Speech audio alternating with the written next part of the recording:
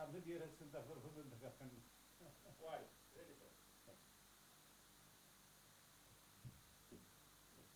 প্রিয় দর্শক, গ্রামীণ ফোন টেলি সময় থেকে আপনাদের স্বাগত জানাচ্ছি। আমি চিন্ময় মুৎসদ্দি। আপনাদের নিশ্চয়ই মনে আছে, গত কয়েকদিন যাবৎ বা গত প্রায় 3 সপ্তাহ যাবৎ যারা ইলেকট্রনিক মিডিয়া এবং প্রিন্ট মিডিয়ায় চোখ রাখছেন নিয়মিত, তারা সাধারণ মানুষের একটি প্রশ্ন শুনেছেন। তারা বলছেন, এই যে রাজনৈতিক অস্থিরতা, এই যে গত 3 সপ্তাহের সংকট, এ প্রসঙ্গে যাদেরকে প্রশ্ন করা হচ্ছে সাধারণ মানুষ, তারা বলছে রাজনীতি তো মানুষের কল্যাণের জন্য। কিন্তু এই যে রাজনীতি, এই রাজনীতি কাদের জন্য? সাধারণ মানুষের এই যে প্রশ্নটি, আজকে টেলি সময় অনুষ্ঠানে আমরা সেই প্রশ্নটিকেই আলোচনার বিষয় হিসেবে নির্বাচন করেছি। আমরা জানি, গত এই 3 সপ্তাহের রাজনৈতিক অস্থিরতার প্রেক্ষিতে মানুষের মধ্যে একটা উদ্বেগ দেখা দিয়েছে, যেই উদ্বেগ তাদেরকে সংকটের মধ্যে নিয়ে যাচ্ছে বলে তারা মনে করছেন। আমরা জানি, আমাদের রাজনীতির এই গতিধারা যারা লক্ষ্য করেছেন, বিশেষ করে গণতান্ত্রিক প্রক্রিয়া যখন এই গত 90-এর দশকে শুরু হলো, অর্থাৎ স্বৈরাচারী সরকারের পতনের পরে 1991 সালে আমাদের নতুন ধারায় গণতান্ত্রিক প্রক্রিয়া শুরু হয়েছে। আমরা 3টি নির্বাচন দেখলাম, কিন্তু 3টি নির্বাচনেও আমরা যে জিনিসটা লক্ষ্য করেছি সেটা হলো, যারাই বিজয়ী হয়েছেন তারা ছাড়া অন্যরা সবসময় নির্বাচন সম্পর্কে, নির্বাচনে কারচুপির প্রশ্ন তুলেছেন। কিন্তু কারচুপির প্রশ্ন তুলেও তারা নির্বাচনের যে রেজাল্ট, সেটাকে গ্রহণ করে তার যে সুফল, সেটা ভোগ করেছেন। যারা নির্বাচিত হয়েছেন তারা পার্লামেন্টে গিয়ে জনপ্রতিনিধি হিসেবে জনগণের কাছে তাদের যে কথা, সেটার চাইতেও তাদের বেতন ভাতা বাড়ানোটাকে তারা প্রথম কাজ মনে করেছেন, তারা সেটা করেছেন। পরবর্তী পর্যায়ে একই সঙ্গে তারা ব্যস্ত হয়েছেন ট্যাক্স ফ্রি গাড়ি আমদানি করার জন্য। কিন্তু রাজনীতির যে কল্যাণকর যে দিকটা, সেটা বরাবরই অনুপস্থিত ছিল।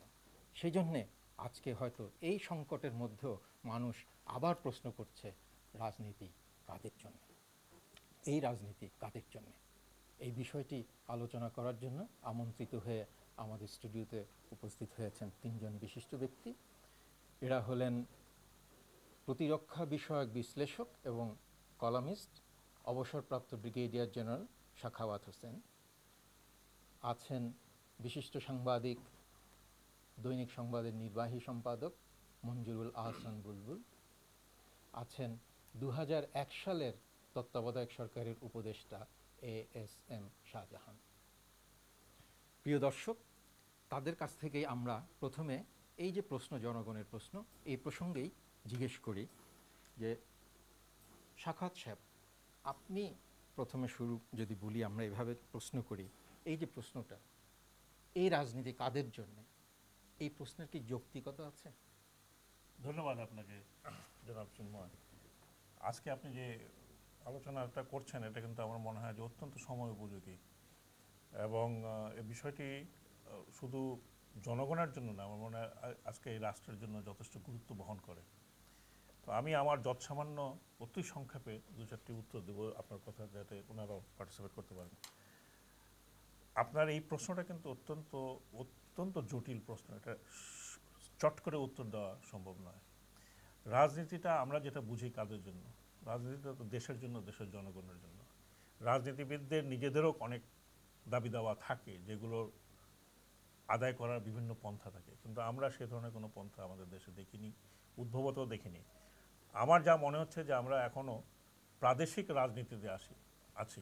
একটি স্বাধীন রাষ্ট্রের রাজনীতিতে এখনও আমি তেমন কাউকে দেখছি না। আমি এই কথাটা এই জন্য বলছি, সম্পূর্ণ রাজনৈতিক যে বেহাল অবস্থা আমরা দেখছি, স্বাধীনতার পরে কিছু বছর বাদ দিলাম, আর মাঝখানের পিরিয়ড যেখানে যখন সেনা সম্পর্কতা ছিল ওটাও বাদ দিলাম, এই যে 15 বছরে আমরা কি দেখলাম?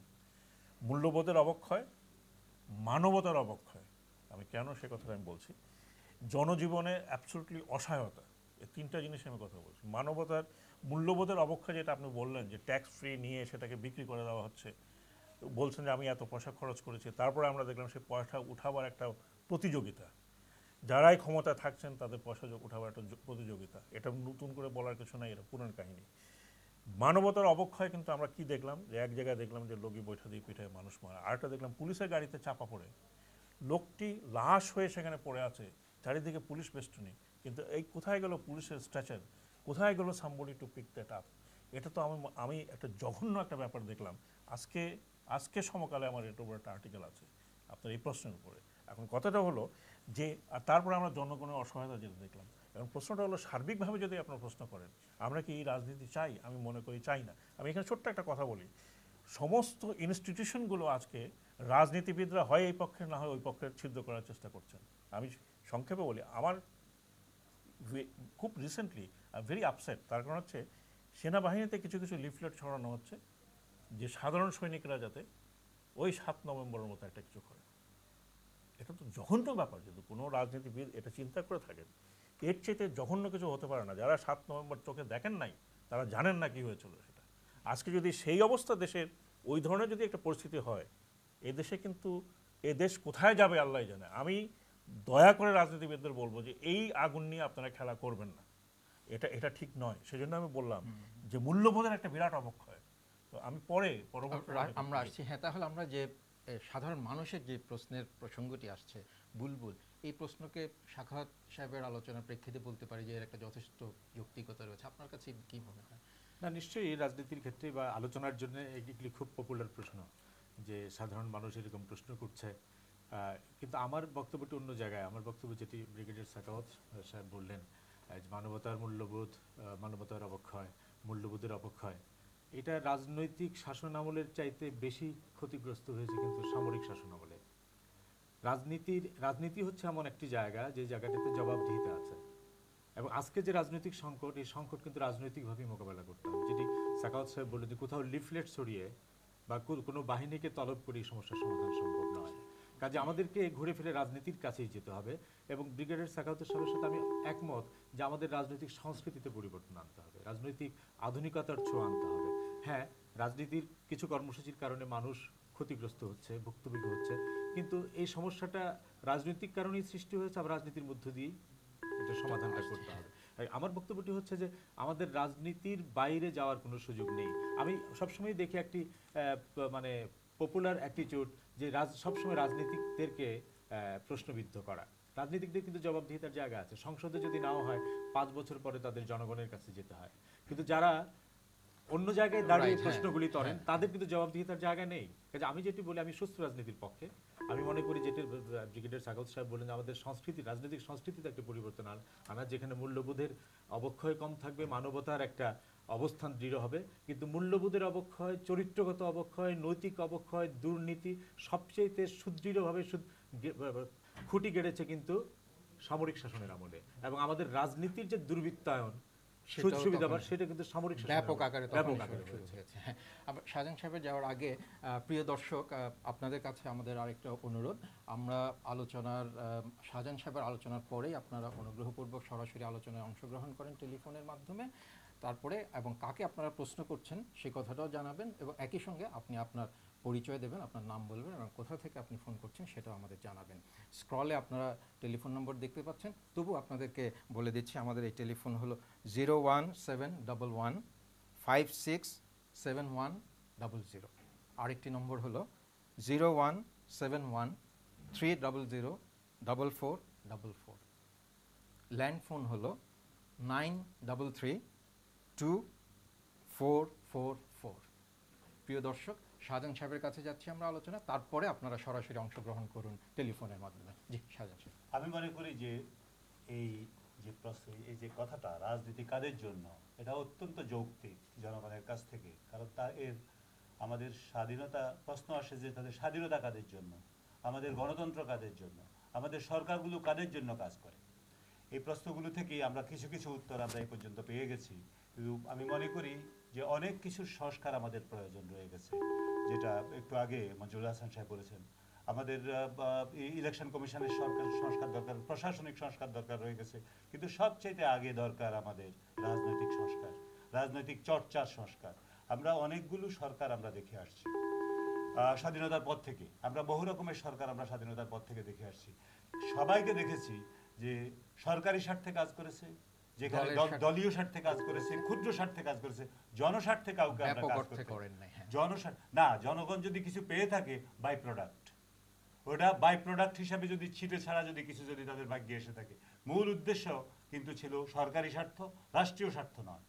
সরকারি স্বার্থ ছিল, দলীয় স্বার্থ ছিল, ক্ষুদ্র ক্ষুদ্র স্বার্থ ছিল।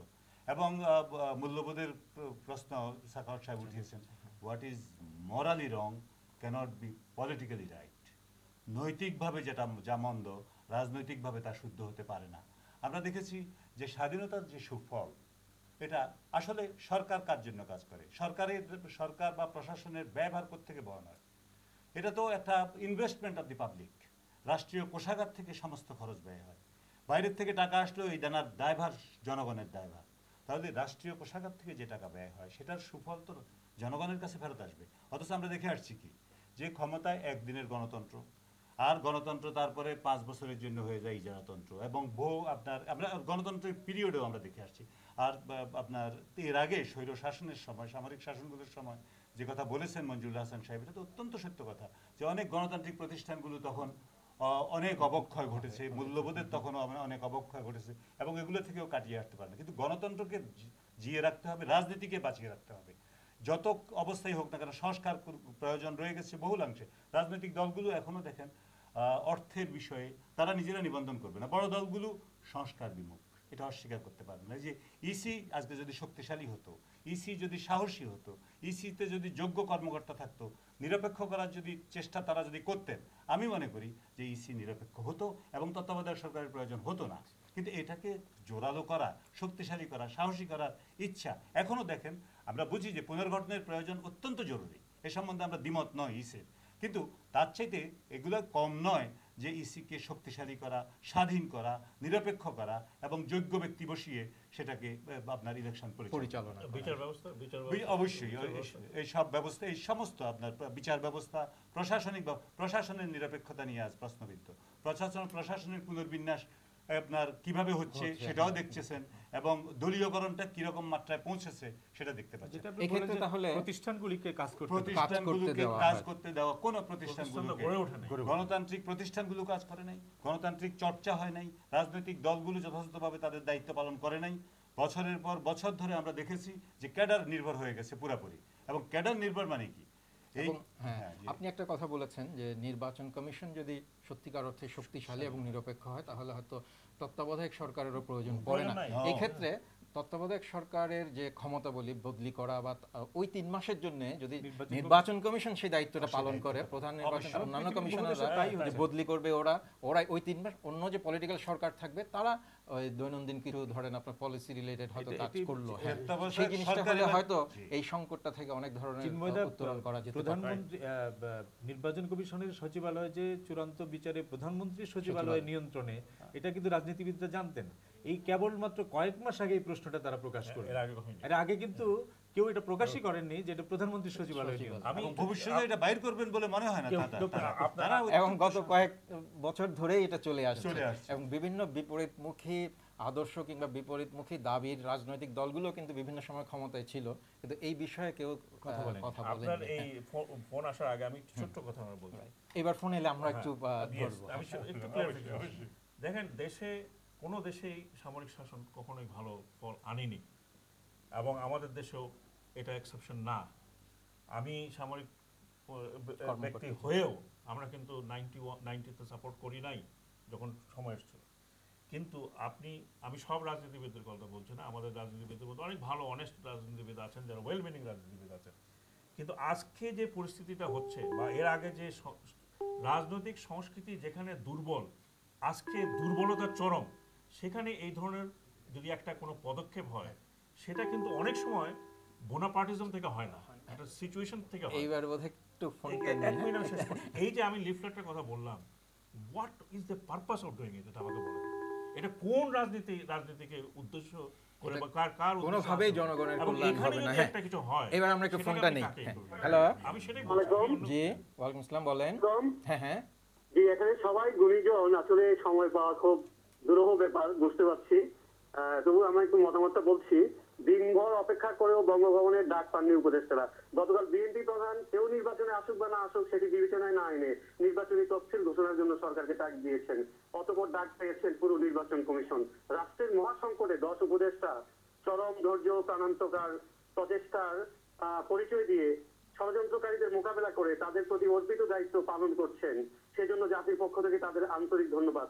দয়া করে আপনারা রণে ভঙ্গ দেবেন না। প্রয়োজনে 90 দিন কেন, নির্বাচন 180 দিন পর হবে।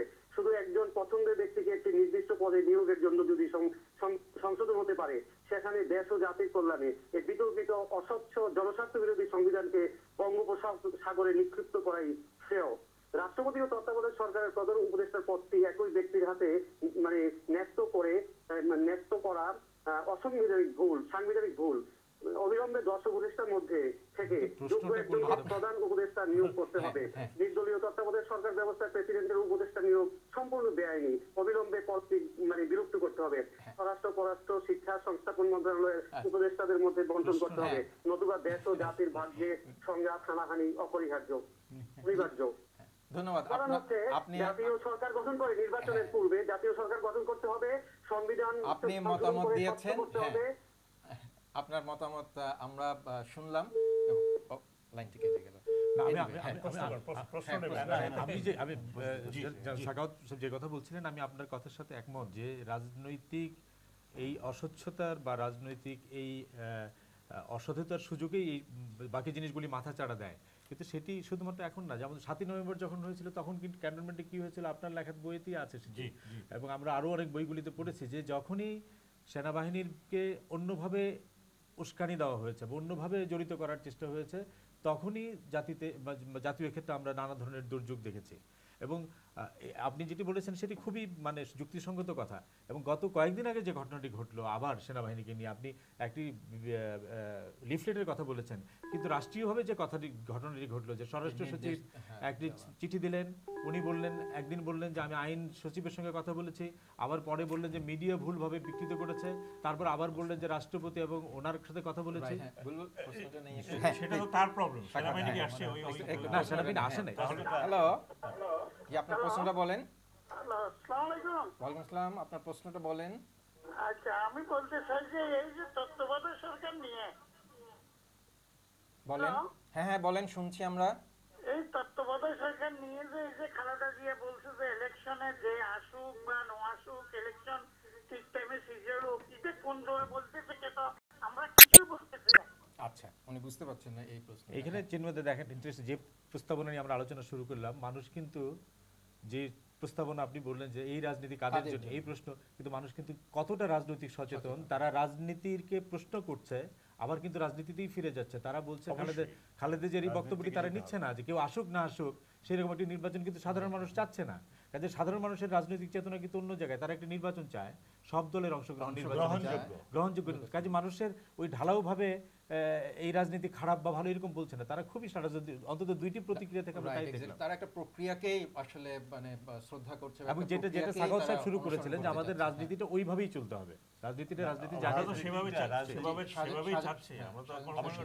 রাজনীতিটা যেভাবে চলা উচিত, আমাদের গণতন্ত্রের ধারা যেভাবে আসা উচিত সেভাবে অবশ্য দেখেন আপনার মানে 91 থেকে শুরু করে 2006 সাল পর্যন্ত আমরা যদি দেখতাম যে না ক্রমশ ঊর্ধ্বমুখী প্রবণতাটা, অথচ খারাপ দিকগুলো ঊর্ধ্বমুখী হচ্ছে।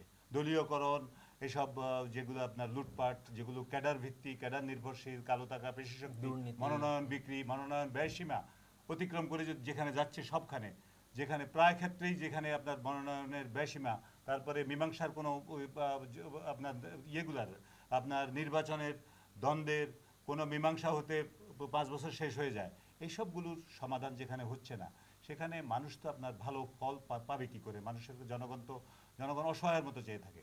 আমার কথা হলো যে আপনার নির্দলীয় তত্ত্বাবধায়ক সরকার নিয়ে প্রশ্ন উঠিয়েছেন একজন, এবং 2জন বক্তা এসে নিয়ে বলেছেন, এবং উনি সংবিধানের এটা যে অগণতান্ত্রিক ব্যবস্থা এ সম্বন্ধে কারো সন্দেহ নেই। এবং আপনার জন্ম হয়েছে রাজনীতিবিদদের পরস্পরের অবিশ্বাসের উপর ভিত্তি করে। তারপরে কি আপনার রাজনীতি, আমরা নির্বাচন দেখেছি যে নির্বাচনটা যথাযথভাবে হয় না এইসব অবিশ্বাসের কারণে, এবং সবাই প্রশাসন কেউই আপনার ইলেকশন কমিশনকেও শক্তিশালী করতে চায় না। এরকম একটা পরিস্থিতিতে আমিও মনে করি এবং আমার মনে হয় যে আপনারাও একমত হবেন যে এই ব্যবস্থাটা অগণতান্ত্রিক ব্যবস্থাটা চলা উচিত নয়, চলা উচিত নয়। এবং এই ক্ষেত্রে এবং যদিও চলে আরও দেখেন দুইবার ভালো ফল দিয়ে আসার পরে এবার সেটাই প্রশ্নবিদ্ধ হয়ে গেছে। এবং এই প্রশ্নবিদ্ধ হওয়ার কারণ কিন্তু অধিকাংশ ক্ষেত্রে আমাদের রাজনীতিবিদরা যেসব কারণে এবার প্রশ্নবিদ্ধ হয়েছে, যেসব কারণে এবার সংকটের মধ্যে পড়ে গেছে নির্দলীয় তত্ত্বাবধায়ক সরকার, এর পিছনে আমাদের রাজনীতিবিদদের অনেক অনেক অনেক কিছুই তারা করেছেন, যার জন্য এটা প্রশ্নবিদ্ধ হয়েছে। একটু প্রশ্ন জি। হ্যাঁ জি, হ্যালো, বলেন।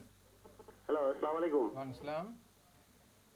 আমার প্রশ্ন হচ্ছে ভাই, এই যে আমরা যত রাজনীতিবিদ নিয়ে এত কথা বলি, এত আমাদের বিজ্ঞ লোকজন সবাই কথা বলতেছেন, সমাধানে আসেন না কেন আপনারা? আপনারা বলেন না যে ইলেকশনের যে লিস্ট, ভোটার লিস্টে যদি সঠিকভাবে করা হয় প্রত্যেকটা আইডিয়া, তাইলে তো এত বক্তৃতার প্রয়োজন হয় না, এত মতামতের প্রয়োজন হয় না, সব সমস্যার সমাধান এখানে হয়ে যায়। আপনারা কেউ এই পথে যাচ্ছেন না, খালি এর দোষ ওর ঘাড়ে, এর দোষ ওর ঘাড়ে, এই সমস্ত করে কি যুক্তি থাকতে পারে? আমাদেরকে কেন এত সাফার করানো হচ্ছে? আমাদের অপরাধটা কি? এই যে একই জিনিস, আমাদের অপরাধটা কি? আমাদেরকে কেন সাফার করতে হচ্ছে? আচ্ছা, এই প্রসঙ্গে যদি আমরা আরেকটা বিষয়ে যাওয়ার আগে আমরা একটু বিরতি নেব। আমাদের এই বিরতি হলো সংক্ষিপ্ত বিরতি। প্রিয় দর্শক, সংক্ষিপ্ত বিরতি নিচ্ছি আমরা এখন একটু চ্যানেল আই শীর্ষ খবরের জন্য। শীর্ষ খবর শেষে আমরা আবার অনুষ্ঠানে ফিরে আসব। সে পর্যন্ত আমাদের সঙ্গেই থাকুন।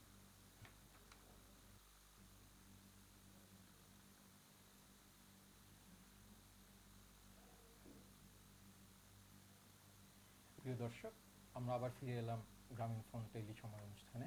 আমাদের সঙ্গে থাকার জন্য ধন্যবাদ। আমরা আরেকটা প্রশ্ন তাহলে কিভাবে করা যায়, মানুষের রাজনৈতিক প্রত্যাশার আশ্রয়স্থল হিসেবে রাজনৈতিক দলগুলো কি তাহলে ক্রমাগত ব্যর্থ হচ্ছে? আমি তার আগে একটা ছোট্ট মানে বুলবুল সাহেবের জন্য একটু বলছি। কালকে একটা প্রোগ্রাম হয়েছিল এখানে তৃতীয় মাত্রায়, সেখানে বোধহয় স্বপন সাহেব এসেছিলেন গতকালকে এবং পরশু। ওনার কথা সূত্র ধরে আমি ধরছি, এই কথার সাথে আমার কিছুটা মিল আছে। এই যে আমরা 15 বছর গণতন্ত্র দেখলাম, আজকে যে আপনারা বলছেন, আমরা বলছি যে আমি আসা উচিত না, এদেরকে কিন্তু এই গণতন্ত্রে আবার ডেকে ডেকে নিয়ে আসে। ট্রাফিক সিস্টেম উনি বলতে, আমি স্বপন সাহেবের কথাগুলো রিপিট করছি, যেটা আমার কথা, আমি লিখেছিলাম এটার উপরে। ট্রাফিক সিস্টেম ঠিক করার জন্য আপনি সেনাবাহিনীকে ডাকতেছেন, ওয়াই? আপনি গণতান্ত্রিক ইনস্টিটিউশনগুলো তার মানে গড়ে ওঠেন, সেগুলো ফাংশন করছে না, সেটা এক সরকারের সময়। তারপরে আমরা দেশে রেশন কার্ড বিতরণ, হ্যাঁ, এমনকি আপনার ভিজিএফ কার্ডের ভেরিফিকেশনের জন্য রোজার মাসে গরুর মাংস বিক্রি রোজার মাসে গরুর মাংস বিডিএল, এইগুলো যদি আপনি করেন তাহলে আপনার যে সিস্টেমটার উপরে মানুষের কি মানে দুই দিকে ক্ষতিগ্রস্ত, ক্ষতিগ্রস্ত, মানে নরমাল গণতান্ত্রিক ইনস্টিটিউশনগুলো ডেভেলপ করছে না, আর ওইগুলো করাচ্ছেন না, ওই বিতর্কিত করা হচ্ছে। একটা ফোন করাচ্ছেন না, সেটাই আমার কথা ছিল। হ্যালো, জি বলেন। হ্যালো, আসসালামু আলাইকুম। ওয়ালাইকুম আসসালাম। প্রশ্নটা আমি বলেন আপনার। জেসমিন বলছি মগবাজার থেকে। রাষ্ট্রপতি ও তত্ত্বাবধায়ক সরকারের প্রধান উপদেষ্টার পদ একই ব্যক্তির হাতে থাকা একটি সাংবিধানিক ত্রুটি। অবিলম্বে 10 উপদেষ্টার মধ্যে থেকে যোগ্য একজনকে অবশ্যই প্রধান উপদেষ্টা নিয়োগ করতে হবে, অন্যথায় সংঘাত হানাহানি অনিবার্য। শেষ কোথায় একমাত্র আল্লাহই জানেন।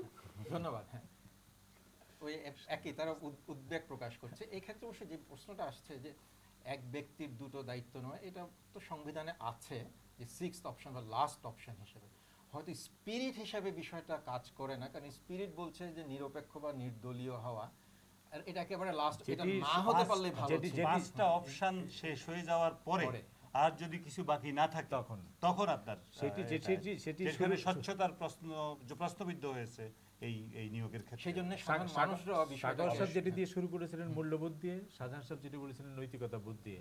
অনেক সময় অনেক কিছু লেখা থাকে, কিন্তু মূল্যবোধ এবং নৈতিকতা যদি আপনাকে গাইড করে, অনেক সময় আপনি এখান থেকে সরে আসতে পারেন। আমি আপনার প্রশ্ন এবং জনাব সাগর সাহেবের প্রশ্নের জবাবে বলতে চাই সেটি হচ্ছে যে একটি কিন্তু বড় ধরনের পরিবর্তন ঘটে গেছে আমাদের রাজনীতিতে। বড় দলগুলো কিন্তু এককভাবে আর মাঠে যেতে পারছে না, এখন তাদের জোট বাধ্য হচ্ছে। শুধুমাত্র আমাদের দেশে নয়, ভারতেও কংগ্রেসের মতো বড় দল এককভাবে আর মাঠে যেতে পারছে না, তাদেরকে জোট বাঁধতে হচ্ছে। কাজে একটি বড় মৌলিক পরিবর্তন ঘটে গেছে, এটা বড় দলগুলি বুঝতে পারে। তারা কিন্তু নিজেরা জোট বাঁধে, আরেক জোটের সঙ্গে মিত্রতা স্থাপন করতে চায়, একটি পরিবর্তন ঘটে গেছে। যেটি সাগর সাহেব বললেন, আমি তার সঙ্গে সম্পূর্ণ একমত। এবং আমি মনে করি যে এই ক্ষেত্রে যারা প্রশ্ন করছেন তারা কেউ কেউ বলছেন আপনারা এত আলোচনা করছেন কেন। আমি মনে করি আমাদের কিছু লোকদের আলোচনা করতেই হবে, আমাদের কাজ রাজনীতির কাজ না। আমি ডক্টর ইউনূস যখন রাজনৈতিক দল করার কথা বলেন, আমি তার বিরুদ্ধে। আমি মনে করি ডক্টর ইউনূস রাজনৈতিক দল করার কথা না। তিনি তাকে অনেকটা, হ্যাঁ, হ্যাঁ, কিন্তু রাজনৈতিক প্রত্যাশা এই যে বাড়ছে এবং সাধারণ মানুষ যে কথা বলছে, এই কথা শোনার পর এইটাই, হ্যাঁ, এটি হচ্ছে ইতিবাচক দিক। এবং আপনি যদি প্রতিষ্ঠানের কথা বলেন, যেটি সাধারণ সাহেব কিছুটা বলেছেন, তাহলে একটু ফোনটা হ্যাঁ, নেই। জি। হ্যাঁ, হ্যালো, জি বলেন, আপনার প্রশ্ন বলেন। ওয়ালাইকুম আসসালাম, আমি ডাক্তার ফজল বলছি উত্তরা থেকে। জি বলেন, আজকে বিষয় হচ্ছে যে এই রাজনীতি কাদের জন্য। আপনার প্রশ্নটা বলেন। জি, প্রশ্ন হচ্ছে যে এই রাজনীতিতে আমরা গত 5 বছর বা আরো গত 15 বছর যে গণতন্ত্রের কথা বলা হচ্ছে, এই সময়টিতে দেখছি যে রাজনীতিটা মোটামুটি ভাবে সুবিধাবাদী লোকদের হাতে চলে গেছে। ইয়েস, বিশেষ করে দেখা যাচ্ছে যে যারা খুব গরিব ছিল, হয়তো শিক্ষিত না, কিন্তু রাজনীতির যে সমস্ত সুযোগগুলো আছে এগুলো ওরা খাটিয়ে আজকে বিশেষ ধনী হিসেবে তারা অলরেডি কিন্তু সমাজে এস্টাবলিশ হয়ে গিয়েছে। কারো কারো নাম আমরা দেখলাম যে যারা হ্যাঁ, আমরা ব্ল্যাক মানি স্টেটমেন্টে, হোয়াইট করার জন্য রাইট, বিভিন্ন পরিমাণে টাকা Right. ইতিমধ্যে সাদা করেছেন। এখন যে প্রশ্ন হচ্ছে যে রাজনীতি কাদের জন্য, কিছুদিন পরে তো এরাই আবার রাজনীতিগুলোকে কন্ট্রোল করবে। আমরা যারা সাধারণভাবে এতদিন মোরাল নিয়েছিলাম, মানুষের মধ্যে যে মোরালিটিটা ছিল সেটা নষ্ট হয়ে গেছে। এই মোরালিটিটা রিগেইন করতে না পারলে আপনারা যতই রাজনীতির ব্যাপারে বিশ্লেষণ করেন না কেন, আবার আমাদেরকে স্বাভাবিকভাবে নিয়ে একই আসতে জায়গায় পারবেন ফিরে না। যেতে হবে। হ্যাঁ, ধন্যবাদ আপনাকে। আসলে ওই একই কথা বলছেন যে সুবিধাবাদীদের কাছে চলে গেছে তারাও, যে আমরা প্রথমেই যে বললাম এবং কল্যাণের প্রশ্নটা, আমি যে কথা আমি যে কথাটি বলছিলাম, যে সেই জায়গাটিতেই এই যে প্রশ্নগুলি করছে, আমি মনে করি না যেটা সাকাওয়াত সাহেব বললেন যে সব রাজনীতিবিদ এই সুযোগ সুবিধাবাদী দুর্নীতিবাজ, তা না। আমাদের মান্নান গুহের মতো রাজনীতিবিদ বলেন, জলিল সাহেবদের মতো রাজনীতিবিদ বলেন, তুফাইল আহমেদের মতো রাজনীতিবিদ বলেন, মতিয়া চৌধুরীর মতো, আমাদের এখন তাদের কিন্তু লজ্জিত হওয়া উচিত এবং তাদের ভিতরে একটা সংগঠিত শক্তি হওয়া উচিত, যে দলের ভিতর থেকে তারা কাজ করবে। এটি একটি শক্তি। দ্বিতীয় শক্তি হচ্ছে আমরা যারা কথা বলি তারা, ডক্টর ইউনূসের মতো লোককে দল করার দরকার নেই, তাকে এই চেকটার জায়গায় রাখা দরকার, বারবার বলা উচিত যে এটা দুর্নীতি হচ্ছে। 2, এবং এই যে ডাক্তার ফজলুল সাহেব যেটা বললেন, তাদের মতো লোক হতাশ না হয়ে সংগঠিত হওয়া, নাগরিক সমাজ হিসেবে, সুশীল সমাজ যেভাবে হোক সংগঠিত হওয়া, এটি একটি আমি মনে করি বড় দিক। আরেকটা হচ্ছে যে যেটি সাধারণ সাহেব বলেছেন, আমি 100% একমত, যে প্রতিষ্ঠানগুলিকে যদি স্বাভাবিকভাবে কাজ না করতে দেওয়া হয়, তাহলে কোনো জায়গাতে শৃঙ্খলা থাকবে না। আর্মিকে আর্মির মতোই কাজ করতে দিতে হবে। লিফলেট ছড়িয়ে, যেটি সাগর সাহেব বলেন, ভয়ানক উদ্বেগের বিষয়। এটা কোনো কারণে হয়তো এক সময় হয়েছিল, কিন্তু এটি ভয়ানক উদ্বেগের বিষয়। এটা আর্মির ভিতর থেকেও এটার প্রতিরোধ থাকা উচিত, এবং যে রাজনৈতিক শক্তি এটা করতে চায় তাদেরকে চিহ্নিত করা উচিত, যে আমাদের একই সঙ্গে মানে অন্যান্য আমাদের রাজনৈতিক দলেরও এই যেটা ব্যাপারে সাধারণ সাহেব বলেছেন, ভূমিকা আমাদের থাকা উচিত। প্রশাসন ভেঙে গেছে, Positive আমাদের ভূমিকা। জুডিশিয়ারি ভেঙে গেছে, আমাদের অন্য প্রতিষ্ঠানগুলি, প্রেসিডেন্ট যে প্রতিষ্ঠানটি ছিল সেটি নিয়ে সরাসরি মানুষ প্রশ্ন করছে যে তিনি 2টি দায়িত্ব নিয়ে এতগুলি দায়িত্ব নিয়ে পারছেন কিনা। কাজে আমাদের সমস্ত প্রতিষ্ঠানগুলো কিন্তু ভেঙে যাচ্ছে। এখন সামরিক বাহিনীও যদি এই প্রশ্নের মধ্যে এসে দাঁড়ায়, তাহলে তো একটি সমাজ সভ্যভাবে রান করতে আপনি আর পারবে। কি সেই ক্ষেত্রে হ্যাঁ, আর কিছুই হয়তো আমাদের, আমি হ্যাঁ, অবশ্যই। রাজনীতিবিদদের জায়গা রাজনীতিজীবীরা দখল করছে। রাজনীতিবিদদের জায়গা দখল করেছে, যারা রাজনীতির উপরে জীবিকা নির্ভর করে। রাজনীতি তাদের আয়ের উৎস হয়ে দাঁড়িয়েছে তাদের জায়গা। ফলে জীবিকাটাই প্রধান, জীবিকাটা প্রধান, রাজনীতিটা রাজনীতিটা দ্বিতীয় হয়ে দাঁড়িয়েছে। দ্বিতীয় হয়ে তারপরে বড় দাঁড়িয়েছে। দলগুলো ব্যর্থ হয়েছে কিনা, বড় দল 2 দলের বড় 2 নেত্রীর সম্পর্ক কি? আমরা প্রশ্নটা নেই। তারা জি, কি- হ্যাঁ, হ্যালো, আসসালামু আলাইকুম। ওয়ালাইকুম আসসালাম, আপনার প্রশ্নটা করেন। আমি চট্টগ্রাম থেকে মইনু বলছিলাম। জি, যে আমি সাধারণ সাহেবকে প্রশ্নটা করতে চাই। শাহজাহান সাহেবকে প্রশ্ন, হ্যাঁ, জি বলেন। যে প্রশ্ন হচ্ছে, গত তত্ত্বাবধায়ক সরকারগুলো যারা এসেছিল তখন জনগণ বলেছিল যে এই তত্ত্বাবধায়ক সরকার থাক, রাজনৈতিক সরকার দরকার নেই। এখন দেখতেছি এই তত্ত্বাবধায়ক সরকারের প্রধান উপদেষ্টার কোনো অ্যাক্টিভিটিসই দেখতেছি না। আজকে 15-16 দিন 18 দিন চলে গেল, ওনার কোনো অ্যাক্টিভিটিস দেখছি না বলে আমাদের মনে হচ্ছে। আর কি, এটা কেন হচ্ছে? আচ্ছা, ধন্যবাদ। আমি মনে করি যে খুব সুন্দর একটা প্রশ্ন করেছেন। নির্দলীয় তত্ত্বাবধায়ক সরকার দায়িত্বে আসার পরে অতীতে মানুষ আপনার স্বস্তির নিঃশ্বাস ফেলছে, এবং দ্রুততার সঙ্গে তারা কতগুলো পদক্ষেপ নিয়ে প্রথমেই মেসেজ পাঠিয়ে দিয়েছে যে আগের সরকার এখন আর, দলীয় সরকার এখন আর নাই, নতুন সরকার ক্ষমতায় আসছে। এবার কিন্তু আপনার সেটা হয় নাই। দ্রুততার সঙ্গে আগে যেগুলো দরকার, যে পুনর্গঠনের প্রশ্ন, নির্বাচন কমিশনের পুনর্গঠনের প্রশ্ন, এই একটা এসে সংকট একটা জড়িয়ে দিয়েছে, যার জন্য এরা অনেকেই আগাতে পারছে না। এবং উনি যেটা বলেছেন যে হ্যাঁ, প্রধান উপদেষ্টা এবং উপদেষ্টাদের মধ্যে যে পারস্পরিক সমঝোতাটা, এটা আগের তত্ত্বাবধায়ক সরকারগুলোতে কিন্তু আপনার বেশি ছিল বলে মনে হয়। এবার আমরা মিডিয়ার মাধ্যমে যেসব খবর টবর দেখি, যেসব ব্যাপার দেখি, প্রথমত আপনার যে আপনার সমঝোতার কিছুটা দূরত্ব আমাদের কাছে বাইরে দেখা যায়। কিন্তু আমি মনে করি যে 10 জন আছেন এবং যে 4 জন এখন কাজ করে যাচ্ছেন তারা অনেকগুলো পদক্ষেপই এর মধ্যে নিয়েছেন এই 10 জনের মধ্যে। এখন যেটা জরুরি দরকার এই সংকট নিরসন করা এবং তার জন্য নির্বাচনের দিকে এগিয়ে যাওয়া, অবাধ সুষ্ঠু নিরপেক্ষ নির্বাচনের দিকে এগিয়ে যাওয়া, সেই পদক্ষেপগুলা অতি দ্রুত গতিতে নেওয়া যায় এবং এক্ষেত্রে আমার মনে হয় দায়িত্বের পরিচয় প্রধান উপদেষ্টাকে দিতে হবে। হ্যাঁ, ধন্যবাদ। আবার প্রশ্নটা একটু নেই আমি। হ্যালো, আসসালামু আলাইকুম। ওয়ালাইকুম আসসালাম। জি, আমি বগুড়া থেকে বলছি, বুঝছেন। জি, আপনার প্রশ্নটা করেন। আমার প্রশ্ন হলো যে আজকে রাজনীতি কাদের জন্য? তো এখন ধরেন যে তত্ত্বাবধায়ক সরকার প্রধান যে ক্ষমতা নিল, নেওয়ার পর একটা ইলেকশন মানে চিফ ইলেকশন কমিশনার নিয়ে যে এত কথা, বা যারা আবার যাইতে চাইতেছে তাদের যে এই সমস্ত যে কালো টাকার কথাগুলো না, সেগুলো নিয়ে যে আবার যাওয়ার যে একটা চিন্তা ভাবনা তারা করতেছে, এর থেকে আমরা সাধারণ জনগণ কিভাবে বাঁচবো? এটা তো একটা সমাধান খুঁজে দেওয়ার দরকার। তারা তো ধরেন যেভাবে করতেছে, এর ওকে দোষ দিচ্ছে, এ ওকে দোষ দিতেছে, এটা নিয়ে আমরা কতদিন সাফার করবো? কতদিন আমরা এই রাজপথে দৌড়াদৌড়ি করবো? একদিন যেমন অফিসে যাইতে লেগে সামনে আমরা একটা দেখে দৌড় দিয়ে গলির মধ্যে ঢুকতেছি, এর থেকে আমাদের পরিত্রাণের একটা কি সভ্য সমাজে আমরা কি এইভাবে যে কুকুর বিড়ালের মধ্যে যায় ডাস্টবিনের মধ্যে লুকে লুকে থাকবো? এটা থেকে আর আমাদের কতদিন? পরিত্রাণের উপায়টা কি? রাইট, হ্যাঁ, আর কতদিন? আমি একটু হ্যাঁ, আমি এই প্রশ্নে আসতেছি, আমি একটু জাস্ট বলবো আপনার কাছে সময় দিচ্ছি। এই তত্ত্বাবধায়ক সরকার বলতে আমরা this is the end, last should be. আমি 3টি কাগজে 3 জায়গায় লিখেছিলাম যে একটা যদি এই যে রাজনীতিবিদরা এখন হাতে তালি দিচ্ছেন এই 10 জন লোকের গাড়ির উপরে বন্দুক রেখে, আর এবারে তত্ত্বাবধায়ক সরকার যেভাবে প্রতিষ্ঠিত হয়েছে অলমোস্ট ওই ফিরোজ রশিদের কথাই বলতে হয় যে টেন্ডার ডেকে, তো এই প্রক্রিয়াটাই তো পুরোটা ভুল হয়েছে। সেকেন্ডলি হচ্ছে একজন রাষ্ট্রপতি যখন থাকেন, রাষ্ট্রপতির কতগুলো কিন্তু প্রোটোকল আছে, সেই প্রোটোকলটাকে উনি ভেদ করে যাওয়া ইজ ভেরি ডিফিকাল্ট যদি সেটাকে সেভাবে রাখা হয়। এখন উনি রাষ্ট্রপতি এবং প্রধান উপদেষ্টা। এখন আপনি রাষ্ট্রপতির হিসাবে প্রধান উপদেষ্টা থাকুক আর না থাকুক, আপনি যখন বঙ্গভবনে যাচ্ছেন তখন এই প্রোটোকলটা ভেদ করা একটা বিরাট ডিফিকাল্ট সিচুয়েশন, যেই জন্য এটা হয়েছে। তো আমি যে সাজেশনগুলো দিয়েছিলাম সেখানে আমি বলছিলাম যে রাজনীতিবিদরাই একটা দায়িত্ব নিয়ে এই নির্বাচনটা করান, এটা করান। আরেকটা জিনিস লাস্ট এটা আমি বলছি, এই একই সঙ্গে প্রশ্নটা একসঙ্গে করি আমরা। হ্যাঁ, হ্যালো, জি, হ্যালো, আপনার প্রশ্নটা বলেন। গাড়ির মধ্যে হ্যাঁ, এটা মনে হয় আবার হ্যাঁ লাইনটা কেটে গেছে। ইনস্টিটিউশনগুলোর কথা যেটা বলছেন সেটাই আমরা আলোচনা করছি। জি, প্রতিষ্ঠান এই ইনস্টিটিউশনগুলো তত্ত্বাবধায়ক সরকারের পক্ষে ঠিক করা মোটেও সম্ভব হবে না। এই ইনস্টিটিউশনগুলো 2/3 মেজরিটি ছাড়া অনেক ইনস্টিটিউশন সম্ভব হবে না যদি সব রাজনৈতিক দল অ্যাসেম্বলিতে আসেন, বসেন এবং রাজি হন যে এগুলো ইনস্টিটিউশন করতে। আচ্ছা, এখানে আরেকটা প্রশ্ন আসে, আমি এটা কথা বলছি যে অনেক জায়গায় এগুলোর হয় ইভলিউশনের মাধ্যমে হয় না রেভলিউশনের মাধ্যমে হয়। এখন আমি জানি না বাংলাদেশে এখন কোনটা ইভলিউশন হবে না রেভলিউশনের মধ্যে হবে। রেভলিউশন বলতে আমি জনগণের যে গণ অভ্যুত্থানের মতো যেটা দেখছি, যেখানে ন্যাশনাল সরকারের কথা আসছে, এই সকালেও শুনলাম, সেই ধরনের যদি কোনো কিছু হয়, তাছাড়া সব দল একত্র হয়ে যদি না করেন তাহলে এই ইনস্টিটিউশনগুলো গ্রো করা সম্ভব নয়, আমরা যত কথাই বলি না কেন। অবশ্যই রাজনৈতিক সদিচ্ছা সবকিছুর মূলে। এখানে আপনার আরেকটি বিষয়ের মধ্যে এখন আছে, যেমন ধরেন প্রধান নির্বাচন কমিশনারের সহ অন্যান্য 3 নির্বাচন কমিশনারের পদত্যাগের প্রসঙ্গটি, সেটি এখন উপদেষ্টারাও চেষ্টা করছেন একটা ফর্মুলা আনার জন্য।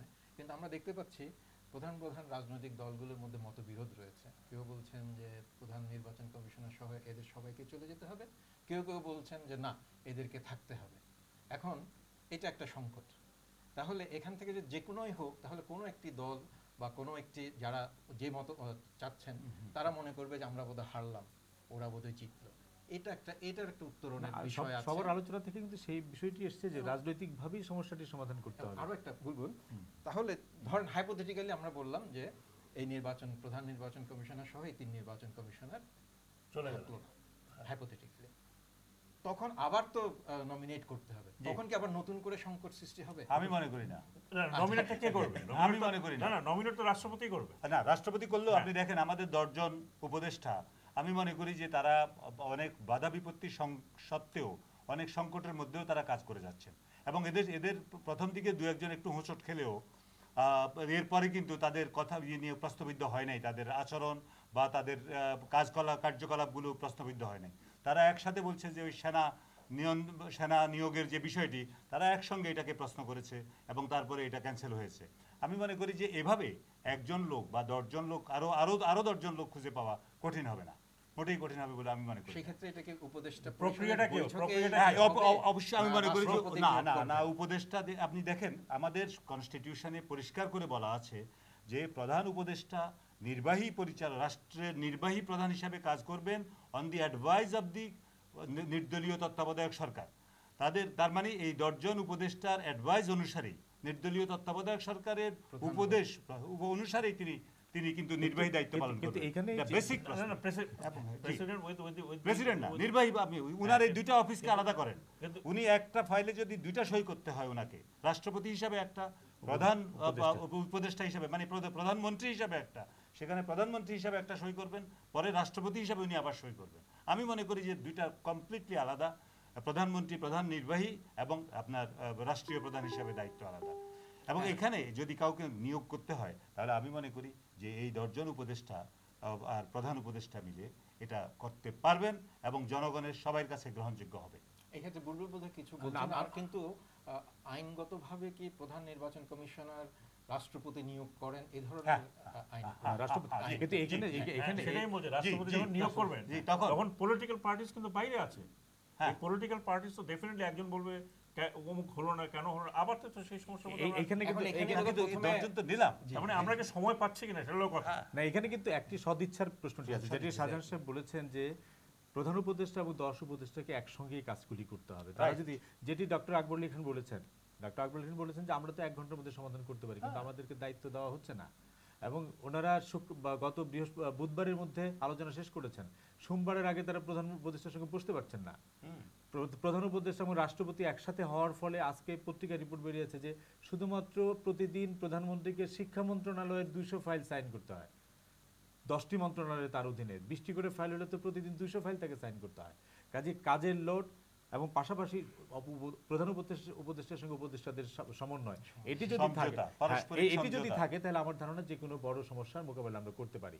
এবং আপনি যেটি বলেছেন যে প্রধান নির্বাচন কমিশনার চলে গেলে এই সমস্যার সমাধান হবে, আমার যেটি ধারণা যে সেই ক্ষেত্রে যদি, যেটি আপনি বলেন যে এটির মধ্যে দিয়ে আমার বিজয় হলো আরেকজনের পরাজয় হলো, এই জায়গাটি থেকে বের হয়ে এসে যে আমরা একটি ভালো নির্বাচনের দিকে যাওয়ার জন্য একটি ভালো কাজ করতে পারলাম, এই মানসিকতা যদি থাকে তাহলে আমার ধারণা যে আমরা দ্রুত একটা সমাধান তাহলে আমরা ওই কথাতেই আসছি যে রাজনীতিবিদদের সমঝোতার জায়গাটা। সমঝোতার একটা জায়গায় আসতে হবে এটা করার আগে। নাহলে এখন রাষ্ট্রপতি যাকে দেবেন বলবেন যে দলীয় ভাবে। কিন্তু একটি জিনিস আমি একেবারে মনে প্রাণে বিশ্বাস করি যে আমাদের বড় দুইটি দল, তাদের কিন্তু জনগণের কাছে জবাবদিহিতা আছে। তারা কর্মসূচির জন্য নানা কিছু তারা বলেন, কিন্তু তাদের মাথায় কিন্তু আছে যে জনগণকে তাদের সাথে নিয়ে চলতে হবে।